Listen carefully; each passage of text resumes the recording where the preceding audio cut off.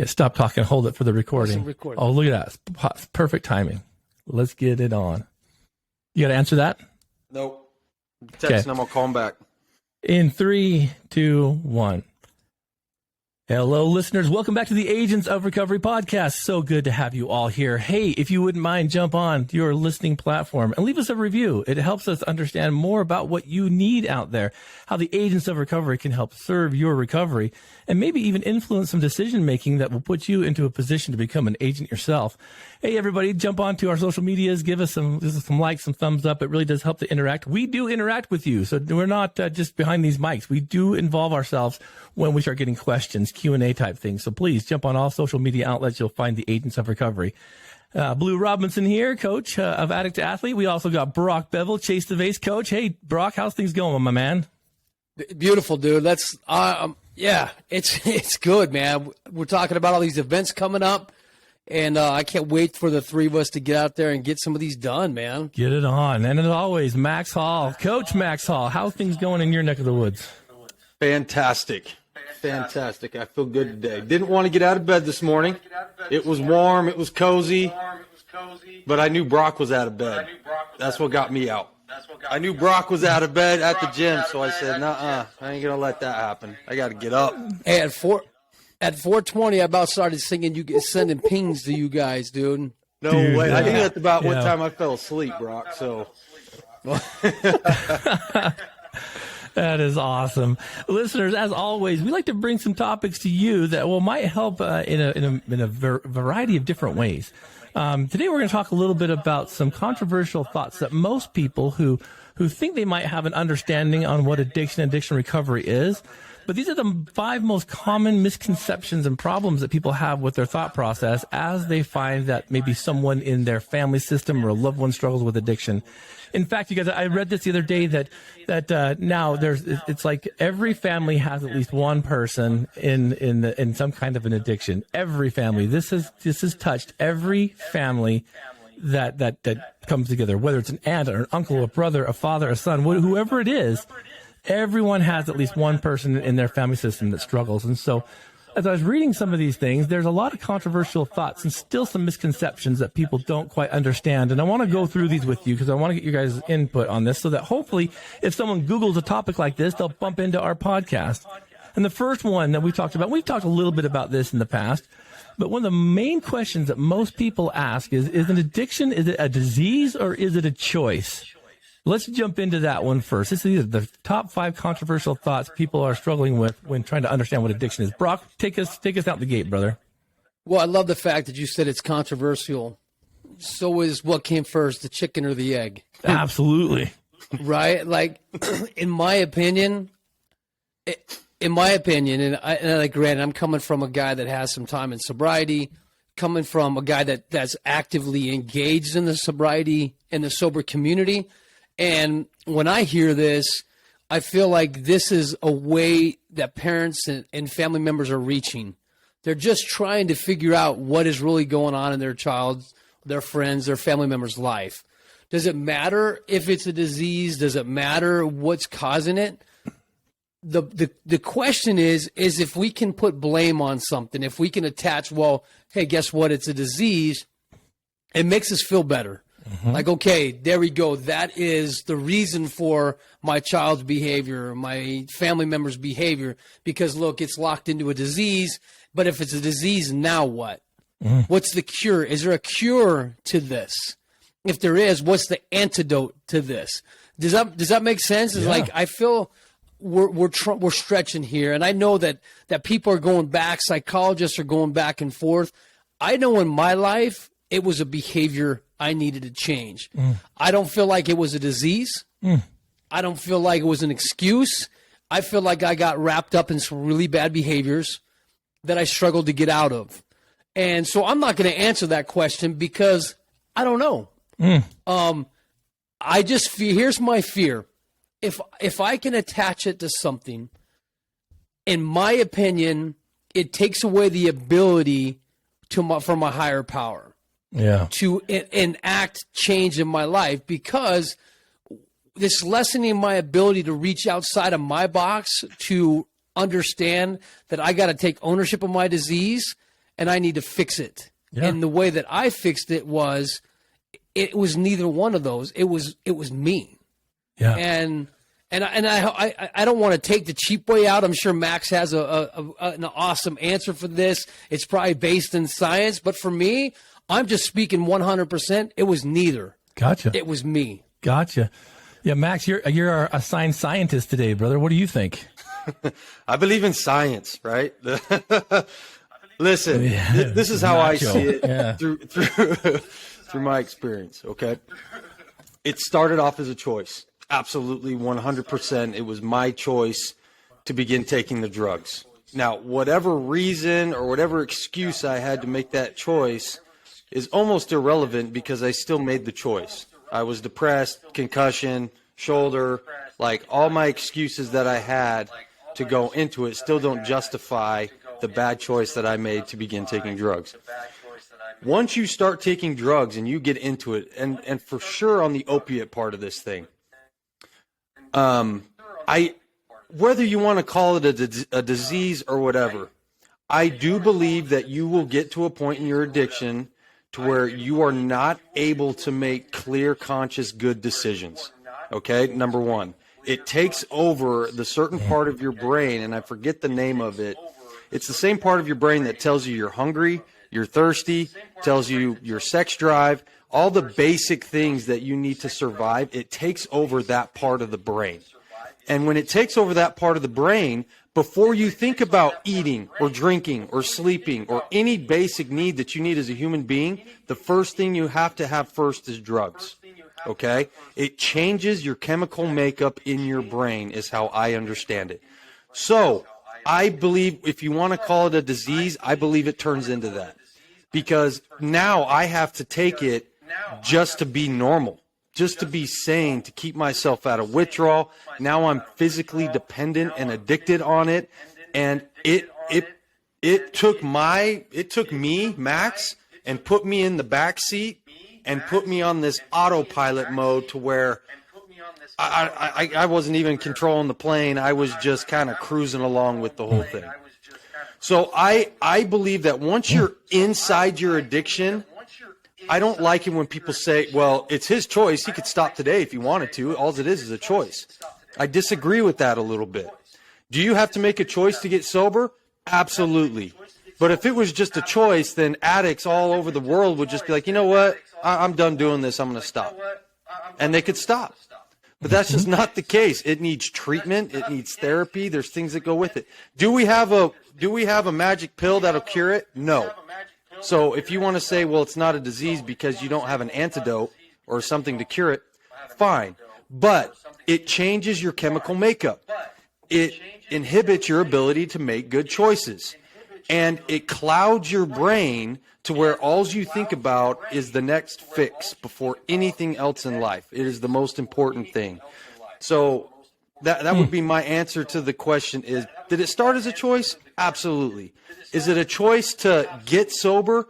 Yes. But there is change in your brain that happens, and there is medical attention that you're going to need in order for that to go back to normal. So that's my experience with it, Blue. I like it. That answers the question that the listener had there. Yeah. Blue, let me add, when Max talks about where you lose that choice, I remember, and I'm sure Max, I think we've talked about it on here with the opioids, the first time we used, every single guy who was using opioid can remember the time that they got hooked on it. Mm-hmm. It was it was like looking at pornography the first time. Like my chemical makeup, yes, all of a sudden changed. Now I looked at it, right, or I took the pill, but I can definitely say there was something about my brain that reached in and just went whoop. You're hooked. Like you think about fishing. That's the goal. We're throwing those lures out there, right? We're trying to find out what keeps, and my brain hooked. Yeah. Yeah. So I I like think that, bro. where Max is saying is that goes from that disease or that choice to a disease. Yeah. You know, I love this. I love talking about this specifically because I'm on the fence that it's both, right? But I do believe we see the disease of addiction a lot less than most people would want us to. And the reason why is because back in the day, before the DSM-5, which is the diagnostic code book for all medical and therapy and everything, they used to kind of dissect addiction into two parts. Either you were dependent or you abused the substance. Now, everyone that I came in contact with, I started realizing the people that came to outpatient treatment, therapy, to counseling, and to some degree, some residential people that came in for counseling and therapy, I found out they were abusing the drug for a specific reason, right? Emotional, mental, physical, spiritual, something kind of pain, opiates, right? The bigger, better, faster, stronger, meth. Right? Depression, alcohol, marijuana. I started noticing these things. We're abusing these things to get a certain result. But then I saw like the people that I thought had the disease, and these people never stayed in treatment long. They would usually end up not being on the earth for very long. And we'd see them a lot more rare, I think, than really we were told was out there. Dr. Kevin McCauley is the guy who started to coin this disease model. Now, what the disease model did was put addiction into the medical model, which opened up the door for a ton more resources and access to treatment. The problem with it was, I think sometimes we really stretch to put people into that disease model when really they're just abusing the substance. And so the concept that you said, Brock, I'm with you too. But I believe it's both. And I also believe that really the disease is a little more rare than the abuse. Because at that point, if we are abusing a substance, we got to find out why. We got to get down to the core issue of why you're buying into the lie that creates the thought, that creates the feeling, that creates the addiction. So I'm with you on that, both of you guys. I think it's spot on. I think there are people. I mean, when you get people that are drinking paint thinner to get drunk or mouthwash to get drunk, that's not really a choice anymore. We're starting to really push that level. Why? Because like Max has said, it changes the ability in your mind. That midbrain starts to kind of kick in, and that becomes your sole pursuit, right? It's a survival thing. So it's a good question. And listeners, I think that you kind of make your own judgment there. Not everyone falls into the disease model. Not everyone falls into the choice model. I think it's both. So spot on, you guys. Jumping into the second one, that most people that don't understand addiction recovery have these controversial thoughts. If you are addicted to drugs or alcohol, then that makes you a bad person. Yeah, here in the community I live in, there's a lot of stigma around this kind of stuff. But let's just jump into that. Is it a moral decay? Is it the choosing that negative mindset and separating yourself from your family? Does that make you a bad person if you somehow befall yourself into an addiction? Max, let's start with you this time because stigma is pretty big around this. I hate that stigma. I really do. Like, there's a perfect example. I had a fellow coach come up to me, and we were in my office. We were talking. This was 2 days ago. And, I do a lot of, like, quarterback training and speed and agility training around the valley with kids. And he was kind enough to repost it and get it out there. And he had I guess you can call him a friend, reach back out to him and basically say, why the heck would I want my kid to go get trained by some druggie? You know what I mean? So there's a stigma, and there's still a stigma on me, and people are going to judge and they're going to hold that. It doesn't bug me anymore, but it's the reality of the situation. It's the stigma that, if you're an addict, you're living out of a cardboard box off the streets, and you're a dirty person, and you make bad choices, and you steal, and you get put into this whole, whatever you call it, like stigma of what a drug dealer or drug user looks like. And I disagree. I think most of us are good people who are suffering from some sort of mental health issue or depression or PTSD or something, and we're trying to find a way to cope because we don't know how to cope on our own. And so we turn to something that makes us feel better. Does that make me a bad person because I'm suffering in my head and I'm looking for a way to cope, and this makes me feel better and then it turns into an addiction? No, some of the best people I know are in recovery, and they're some of the most real people I know, and some of the most successful people I know have been through it. So absolutely not. We're not bad people. there's still good in all of us, and while we're in our addiction, it may not show. But I was talking to that coach, and he brought up where I was at now and what I was doing, and it saddens me that a couple bad choices, or if you go through it, people are going to automatically put a label on you as this bad person, drug addict. You know what I'm saying? It's not right, in my opinion. But what do you think, Brock? No. Man, this might not be the most popular, but I think we deserve it.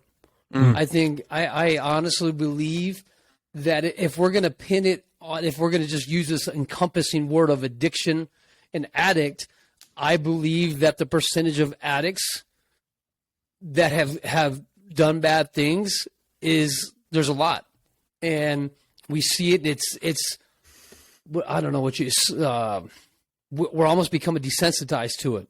Like in the media, we're seeing this guy was under the influence and he killed 15 people in a minivan, or he ran a red light and killed a nun and a child.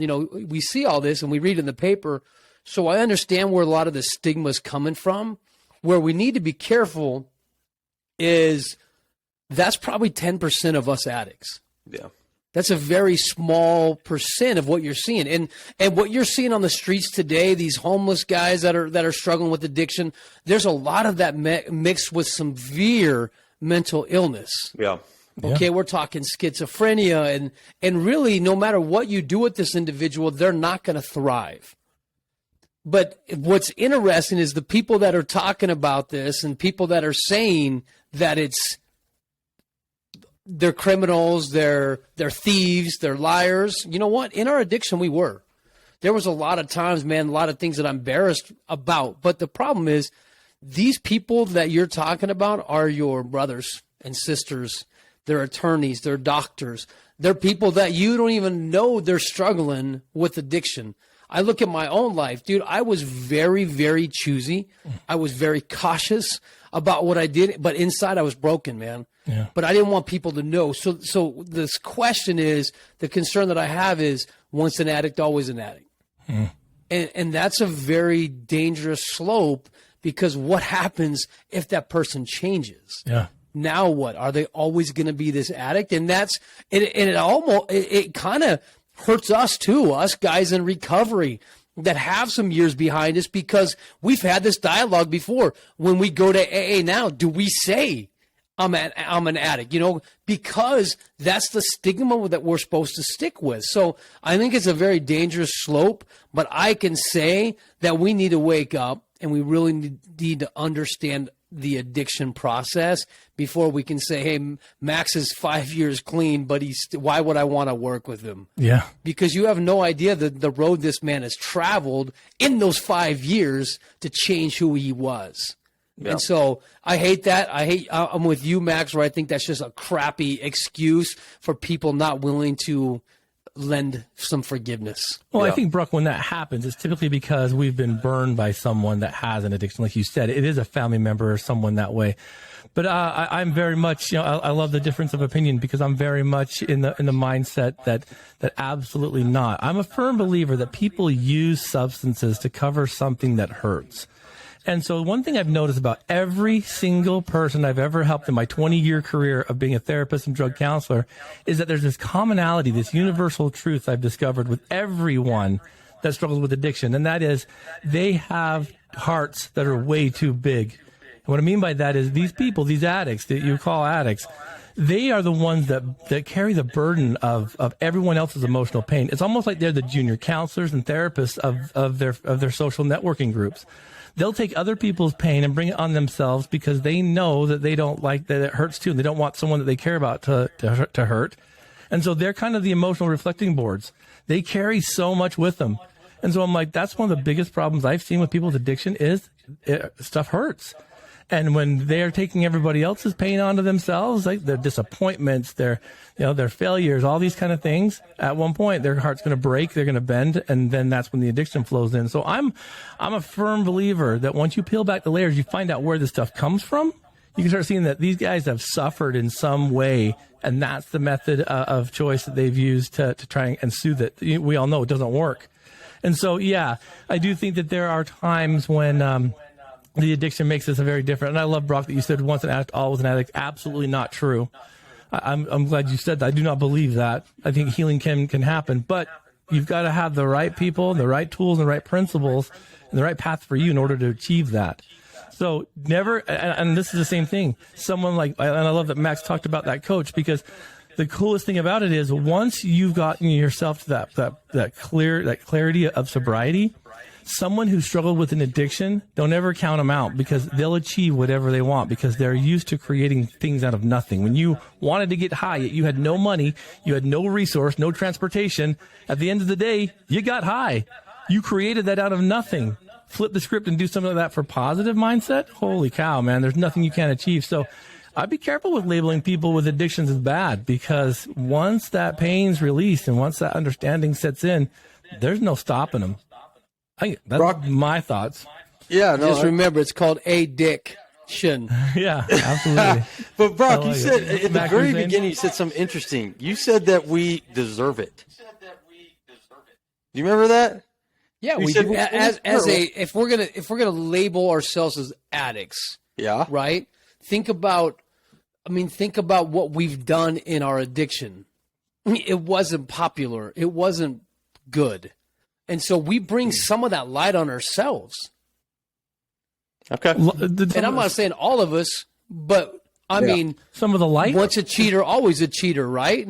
That's you just get that and you carry that until it's gone. Yeah.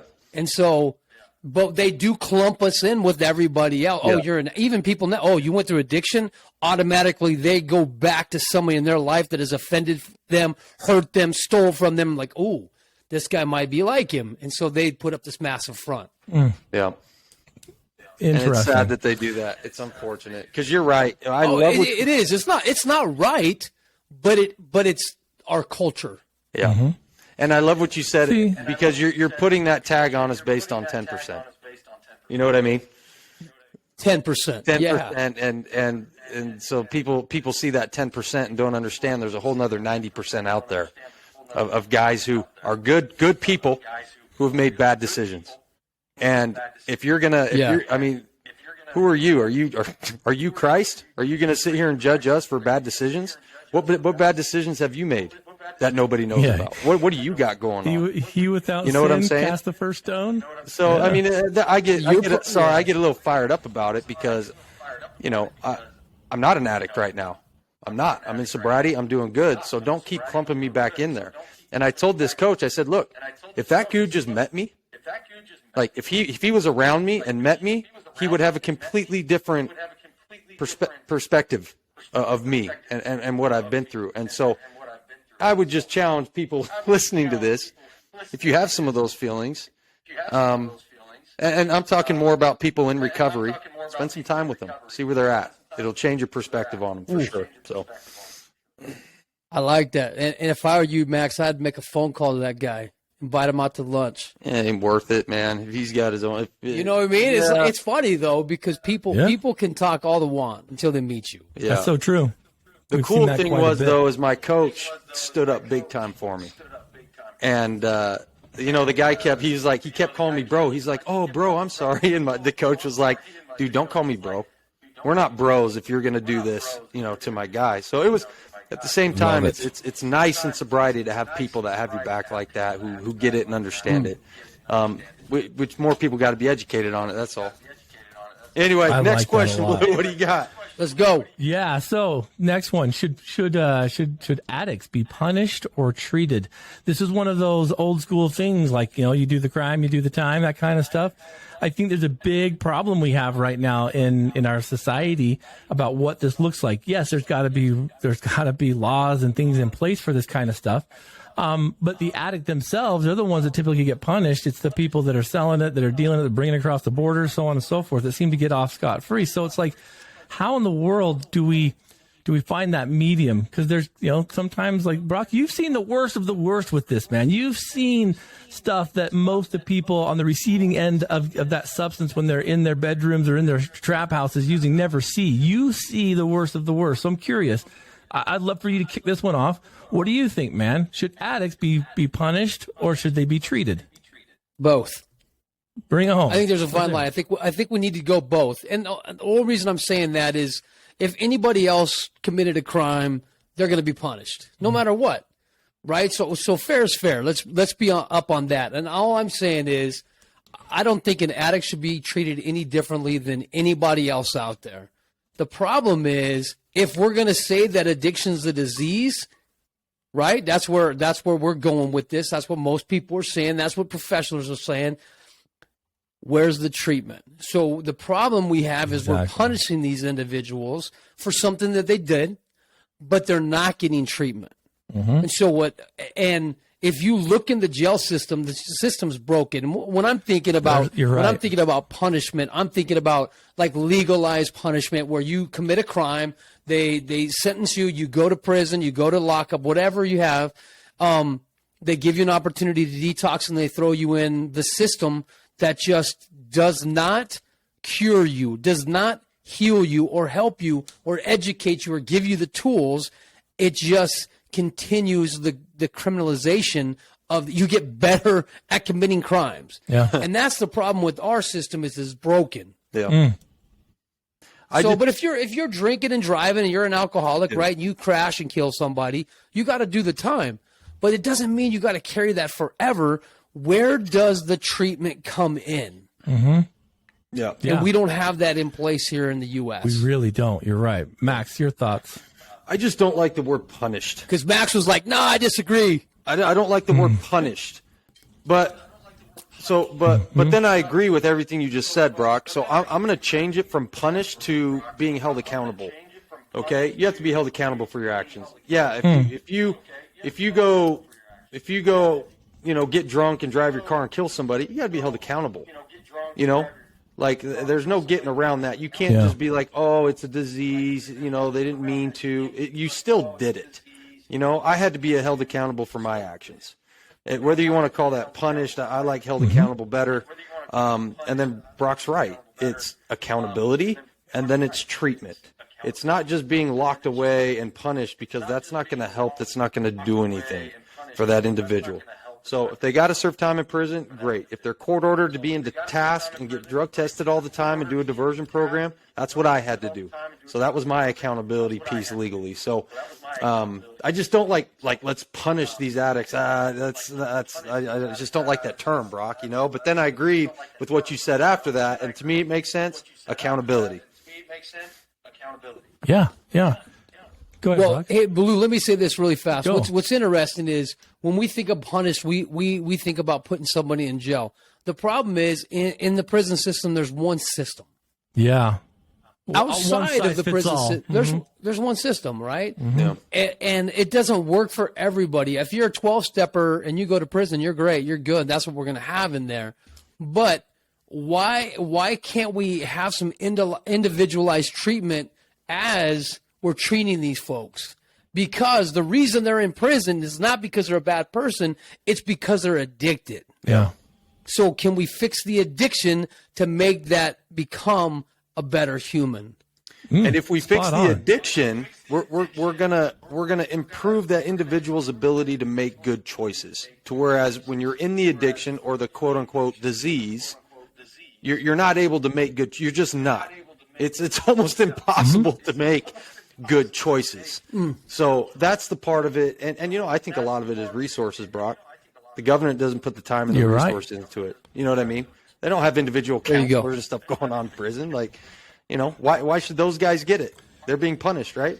Anyway, Blue, what do you got? It's funny you say that, man. I like that because I just posted on LinkedIn the other day this picture of me running a 5K at the Utah State Prison with the Conquest Program. Conquest Program here in the state of Utah is kind of like it's a do your time in a therapeutic program, right? And here I'm running like 28 laps around the inside of their yard with the big razor wire and stuff. And I'm running with these inmates who are in the path of recovery. Addict Athlete has a chapter of it up there at Conquest. And it works phenomenally. This is the first time they've seen like inmates cheering for other inmates as they're running this 5K. These like loops were getting busy running around this in yard. But I remember you guys when I first heard that the state prison was bringing Addict Athlete on board. they're like, hey, Blue, we want you to come up and run this 5K with us and come talk to the inmates about the team and stuff. So I went up there, and in my head I thought, wow, the state of Utah probably dumped all this money into this awesome track for these guys. Like, you know, I went out there, dude, all they did was like pull some grass around the edge of the fence line so that they could run around it.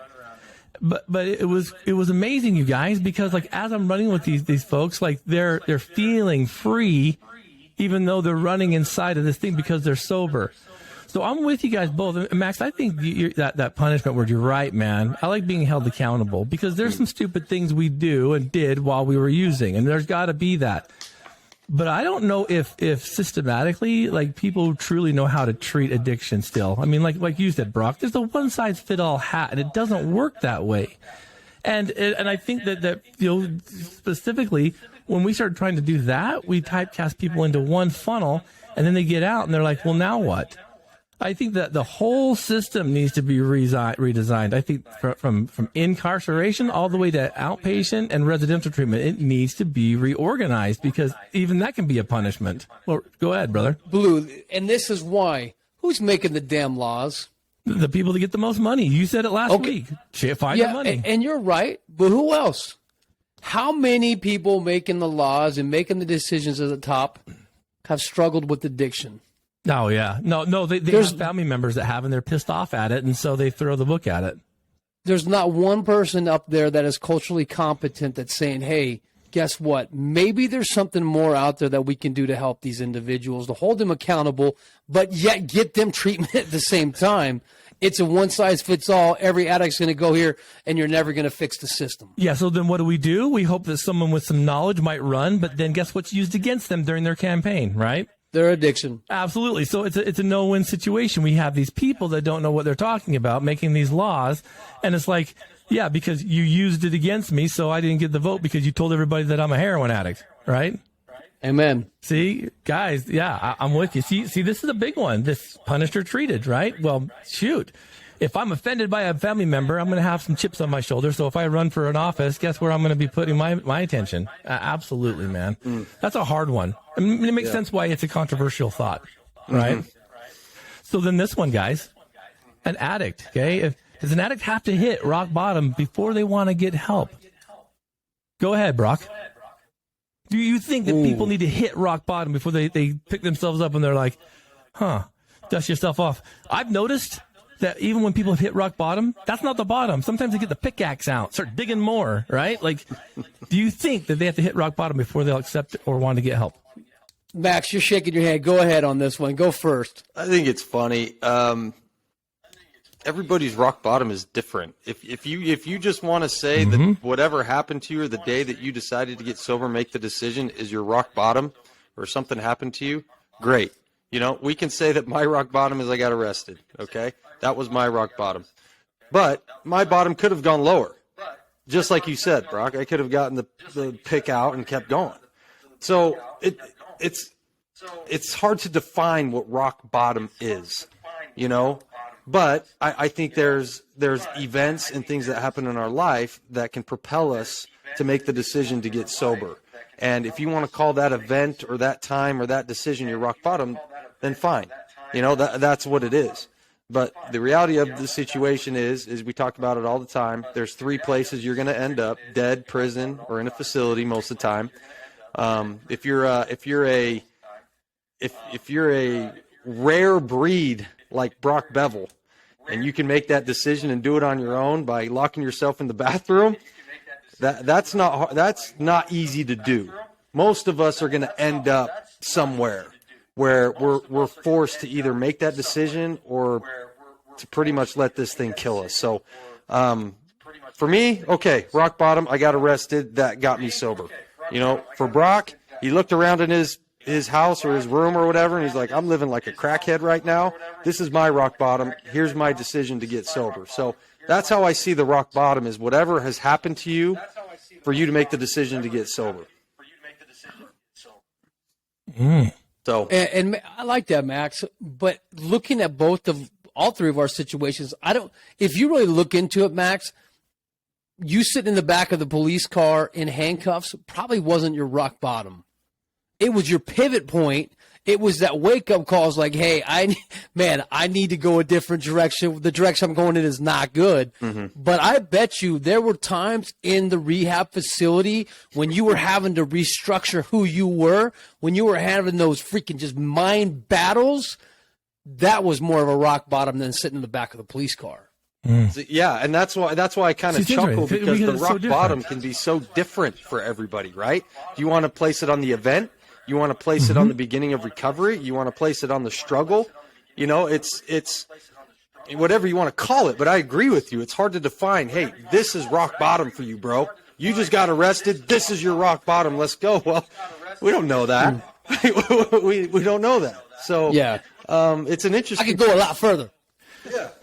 Can always go further. Can I add something to that, Max, for you? Yeah. I want to add something. I want both of you guys to answer this as you're answering the question, Brock, because you haven't answered this question yet. But I want you also to. I want to know, rock bottom, yeah. But Max, what was your pivot point? Not people call it the aha moment, but what was the pivot point where you kind of like leaned into it, like, oh wow, maybe this, like was it when Kenzie was talking to you on the phone with the letter she? I mean. I think rock bottoms, everyone wants to know that story, but I get more interested in that pivot point, that awareness where you kind of like had that light turned back on, that little light that flooded the whole area of darkness. Do you remember what the pivot point was for you? Yeah, I do. And it might surprise you. It's so subtle, we don't remember. It might surprise you. What was it? There were motivational points. Okay. Getting arrested, that was motivation. You know, then being down, then being in rehab, and my wife saying, hey, I'm not leaving you. I'm here to fight. Motivation. My pivot point didn't come till about a year after my rehab, because once I got out of rehab, that year I was sober, but I was miserable. Right. And just because I wasn't using drugs doesn't necessarily mean that I was sober, if that makes sense. Because there were still more things that I needed to do. Got to jump into this, Max. You're spitting principle. Repeat that and then lean into it, because listeners, you need to hear this. Well, I can't. Whatever I just said. It said just because I wasn't using drugs, sober, right? Yeah. Just because I wasn't using drugs or drinking doesn't mean that I was necessarily sober, right? You hear Steve on his podcast say, "My alcoholism didn't start till I got sober," because that's when the work begins. So. A year out, Kenzie finally goes, look, dude, I'm not doing this. I stuck with you, and you're just sitting around. You're depressed. You're not doing a few things that you should be doing. Yeah, you're not using. That's great. But you're miserable right now. So something's got to change.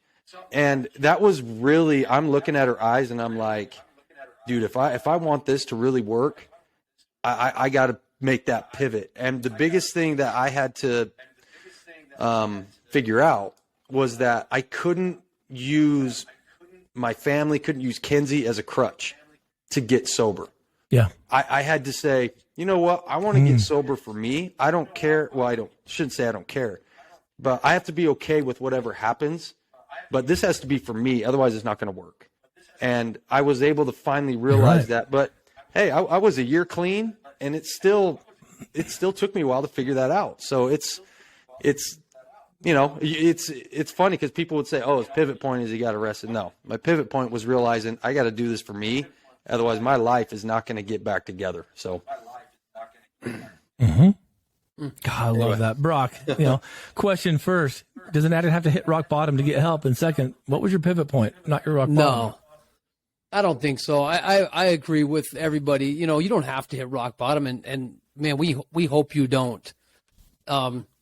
It's all about connection, right? I believe that connection is the cure when you can really get into someone's life and really connect with them.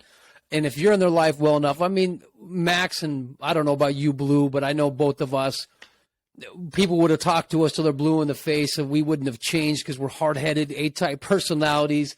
We're going to ride and die till we're out. We had to have that moment in our lives to be able to look back and say, okay, that was a big time. You know, for me, it's interesting. I don't talk about this a lot, but my pivot point was the time I could look in the mirror and really look at myself and tell myself that I loved him. Like, honestly, in active addiction, I'd never looked at myself in the mirror. I never looked in my face. Max, go ahead. I just want to say, we all know your story of when you flushed the pills and you went through it. How long after that did it take before you could look in the mirror and say that to yourself? Say, I love myself. Oh man, it was years. Yeah. It was years. Yeah. You know, I was just making little changes. Little changes. I started going back to the gym. I started reading good books. I started reconnecting with my higher power. So I started doing these baby steps. But I didn't love the guy. I was struggling because there were so many things that I'd done in my life that I wasn't proud of. Yeah. And I was still trying to fix them. And I finally got to a point, man, I'm probably saying 2 years from getting myself out of the bathroom to where I really could look at myself in the mirror and say, I love this guy, man. Yeah. You know, it was funny. And the reason it just triggered me a couple days ago, I was walking by a mirror and I walked right past it and I stopped and went back and said, damn, I like that guy. You know what I mean? It was almost kind of weird, but I was like, man, I like this dude. I like who he is. I like who he's becoming. He's got a cool vibe. And so, but that's not something we were telling ourselves in active addiction. We didn't love who we were. We didn't love our behaviors. But today, I mean, it's been a long time, man. I think I love myself more today, even then, just by doing the next right thing. So being able to look in the mirror, there's a lot to be said about that. Yeah. I love that, Brock. You know, yeah, I'm with both of you guys. I don't think there has to be a rock bottom. I think that decision can be made any point in time. That's why I'm more important about the pivot points than the rock bottoms, because everyone's is different and everyone's going to have their own different understanding on where they want to make that change. I mean, it's funny you both said that though, because after I got clean, I was alone for about almost 2 solid years. And that sucks. Like I told you guys, the only friends I had were the guys on TV with Monica and Ross and Chandler and all those guys. And so for me, that was more of a rock bottom than even using, because I'm like, well, I'm clean now, but this still sucks. Like, I had to kind of immerse myself in work and everything else. And I'm like, I'm just destined to be alone. So it's an interesting concept, and I don't think they have to hit rock bottom. I also have heard of family members that try to help their family member struggling hit rock bottom by creating scarcity, by creating distancing. And Brock, you said something super important, listeners. I hope you guys caught that. And Brock's absolutely 100% right when he says that the cure to addiction is connection, and it's about relationships. That's the only thing that will truly pull someone out of addiction. Nothing else. I don't care how much treatment they get, how much therapy they get, how much medication they're on. Nothing will cure them faster than that connection. And so it's hard, though. I mean, if you see a loved one that's hitting rock bottom, how do you connect with them, right? Because you're probably going to get snapped at or bitten or growled at, like by your family member, your loved one, when they're at that point. I mean, when Kenzie drew that line, Max, and she's like, I see you at your rock bottom. She probably didn't see your rock bottom being the drugs. It was like, dude, here you are now not producing. You're just a consumer. You're sitting here just taking time, energy, love, money, produce. That had to be a rock bottom too. I mean, so I don't think we can just label these things on one situation or one point, right? Yeah. It's kind of a crazy mindset. No, you're right. The last question. Oh, go ahead, Max. I just want to say you're spot on, Blue. I mean, and Brock, it takes years before I could do the same thing, Brock. Look myself in the mirror and like what I saw, and then eventually get to love myself again. So, I mean, it takes time. But you're right. Your rock bottom can be. I like where we're going with this. Not necessarily a rock bottom. What was the pivot point that propelled you? So that's good stuff, Blue. Yeah, it's a big deal, man. The last question that is the most, I think, controversial thought that most people that don't understand is, are sober living and treatment centers a good or bad thing? Now, obviously, they're both. But for me, and I'll go last because I've got lots of thoughts on this. Brock, you own treatment center as I have. You've worked in sober living as I have. What do you think, man? Like, again, you're having it from one point of view because you are a very unique individual in that realm because you're going to put your all into it. But man, we hear the horror stories on both sides, don't we? Yeah, you know what? I'm gonna take that out of the equation because I think everybody has a personal opinion in there. Yeah. Because there's some people that went to treatment like Max that loved it, did a great job in it, found sobriety, found some amazing counselors, and thrived in it. It all comes down to the individual effort. It doesn't matter where you put a guy or a woman. You can put him in the shower, okay? It still takes effort. Mm-hmm. You can put him in a mat facility where there's medically assisted treatment. It's all effort. If you want to get sober, you'll get sober. And you'll find it in that realm. You'll find it in that niche. So for me to say, oh, I love treatment, I love facilities, here's the one thing I don't love. If I had to say there's one takeaway about a treatment center, a treatment facility. For me, for the type of men that I work with, first responders, it's hard to take a guy. Okay, let's use Max for an example. He's in the home. He's a breadwinner. If I take Max out of his home, and I know Kinsey does a great job financially. I'm not saying that, Max. Make sure Kinsey doesn't yell at me about that. But let's say Max makes the money. He gets removed from the equation, and now I stick him in a 30, 60, 90-day treatment facility. Yeah. Now, I've done a great job with Max, helping Max evolve, and he's done a great job. But the family behind is suffering. Mm-hmm. They don't have Max. They don't see the gains. They don't see the improvement. They don't see the treatment. They don't see any of that until Max comes home in 90 days. And then there's this massive, he's a totally different guy when he comes home. And now Kinsey's like, who the hell is this guy?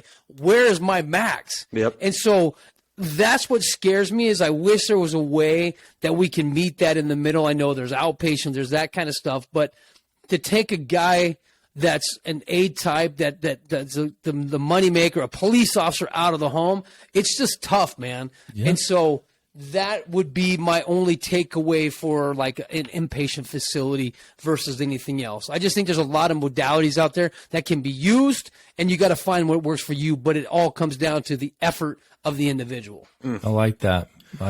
That's spot on, Brock. I went to rehab facility, and I needed to be in there. I needed to be there. I needed to be in a safe place, a place that I knew that I couldn't go get drugs. Like like putting that out of my mind that it was impossible for me to use was a big part of that. And being in that safe environment. One thing I did like that my facility did is they had a family week where the family came and sat in with the therapy with you and was able to work on some stuff, which was really good. Kenzie took it upon herself to work on her while I was gone, so she wasn't just stewing about me all the time. Huge. She was getting the help she needed. But the financial part of it, like you said, Brock, is, man, it's crazy how expensive they are. And I was lucky enough to have some people rally around me and help me financially with that. But if not, I'd have been, that'd have been really hard on my family, for sure.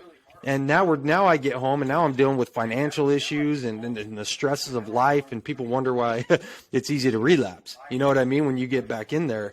Having said that, I'm just going to reiterate what Brock said, and I won't take too much time here, Blue, because I know you got some thoughts on this. I'm gonna relate it to weightlifting because I talk to my football players about this all the time. We have our weight program that we do at the school, but a lot of the kids go see personal trainers and get extra work in, right? And here's my conclusion, because there's different programs out there. There's different techniques to lift. There's different ways to do things. It doesn't matter which program it is. And it's exactly what Brock said. It's the energy and the effort that you put into that program, because whatever program you're doing, if you give everything you got, you will see results. But again, that same program, if you half-ass it, you're not going to see results. So whether that's an inpatient, outpatient, rehab facility, therapist, whatever, if you're going to be all in, it'll work. If not, it's not going to work, and you're going to end up back there in 30 days, right? So I'm big on that. Where's your energy and effort going? And if it's going to the right spot, it doesn't matter what program you're working, you'll receive results from that program. So right on by Brock, but interested to see your thoughts on it, Blue. What do you got? Yeah, I have a different kind of perspective on some of these things too, and I'm with you. You could literally be in the woods and find sobriety if your heart was in it. I truly believe that. What I have a biggest struggle with organized treatment centers specifically that I've seen and been a part of is that that's usually not their number one goal is to help you get off. It's really, I mean, it's a money thing, guys. They're businesses. And with treatment being so damn expensive, I don't understand the principles or concepts behind it. There's so many things that have gone wrong recently with some of these programs. You know, I mean, we had a facility here in Utah get shut down because they were dealing their clients' meds out the back door. I mean, there's so many things. Typically, people that start these things, these fast movers, they're recovering addicts themselves, and they start getting a little bit of money in their pockets, and that addict behavior kicks back in. There's a lot of good programs out there too. But it also talks about sober living. I like sober living, but the concept of that's bad too, because there's so many people that then get out of recovery or out of treatment, and they're like, I want to start my own sober living house, and they're charging people upwards of. I just had an athlete of mine that I haven't seen in a couple of years. He said he's paying $900 a month for a shared room bed. That is it. I'm like, dude, what? So there's a lot of issues with this stuff. There really is. Do your flipping homework, people. Do your homework. Find out what you're getting. Like Max said, there's a lot of programs out there that don't have family groups and things. It's one of the most crucial things. Families should be in daily recovery with you. There should be phone calls or visits made as much as possible. There's so many things that we got to be careful with. There's burnout with the staff. There's so many staff turnover. There's so much garbage out there. But like Brock said, if your heart's in it, you definitely can find it anywhere. So do your research, look at your paperwork, clients. Like if you have a loved one in treatment right now, go sit with their therapist and say, let's check out their thing called a treatment plan. Let's see what you're doing here. I like kind of giving that advice to people who have loved ones in treatment and counseling. I said, they're like, I just don't see anything happening, Blue. I'm like, well, then go check his treatment plan. And they go there and they're like, oh crap. And so give me 15, 20 minutes. And then they try to crank out a treatment plan. You guys do your research, do your homework, don't just read the reviews, because a lot of people on Yelp reviews, they'll say, oh, this was the worst treatment center ever. Yeah. You know why? Because that treatment center is pushing you, and they're not just like placating to that. So reviews on Google and Yelp and all that crap, don't put any stock into them because they suck. Sometimes those negative reviews are from clients in that treatment facility that probably got held accountable for something, and then they go to that to try and ruin your business by giving you crap feedback. It's one of the funniest things. So you've got to go in and visit with the staff, visit with the people. You've got to make sure that you're committed, and then there's always a way around the financial funding. And so that's one of my biggest problems. I mean, when you're charging upwards of $500 per UA, to test for drugs while you're in an inpatient program, I'm thinking, this isn't quite the scale. So we could do a whole podcast on that. I do believe, like Brock said, and like Max said, I think treatment's a good thing if you find the right one. Do your research. I think that's spot on for everybody. You're right, Blue. It's spot on. I'm not naive enough to sit here and say, hey, these rehabs aren't money makers. They are. There's a reason why they charge you, $30,000 for the first month, $10,000 for the second month, and $5,000 for the third month. Because they know most people are like, well, I don't need more than 30 days. I'm going to go in there 30 days. They charge $30,000, and 2 months later, they're back in. That's another $30,000 for them. Like, they get that. Yep. They understand that. And that's why it's important to say, look, program, facility, whatever, energy and effort. Energy and effort, do your research. But it is sad. Like, I wish there was some sort of government funding or help or aid or something that they could give to people to help them with this stuff. And unfortunately, that's just not it. And it's the reason why people try it and then relapse. So it's a double-edged sword, Blue, because there's good things that can happen from it. But at the same time, there are people out there that are in it to make money, for sure. Well, you do an insurance-based model, and so when your insurance runs out, you run out. And it's like, I remember talking to insurance companies, they do these reviews, and I'm like, if we send this person out right now, he will be dead by Monday. And they're like, well, okay, we'll take this back to a team, and then we get an hour later, they want him discharged. I'm like, you guys are stupid. Yeah. So we could do a whole podcast on that. But listeners, that's some controversy. Anything else, Brock, that you want to leave the listeners with this week? No, man, I like energy and effort. That's a good one. I'm going to go with what he says. I love it. Go with what Max says, energy and effort. Listeners, you've been well fed. Please remember, jump on our social media. We've got lots of content there. Jump on Chase the Vase. Get Brock's podcast in your ears, the Addict Athlete podcast. These are great resources you can use to further your understanding on how to overcome addictions, mental health issues, trauma, whatever. You can use this content. So reach out to us if you have any questions. And really, all we do here is help move this podcast forward by giving you guys the content that you need. Because take it to the bank if you want. Enjoy your sobriety. Lean into it as we are. Become one of us, an agent of recovery. Okay.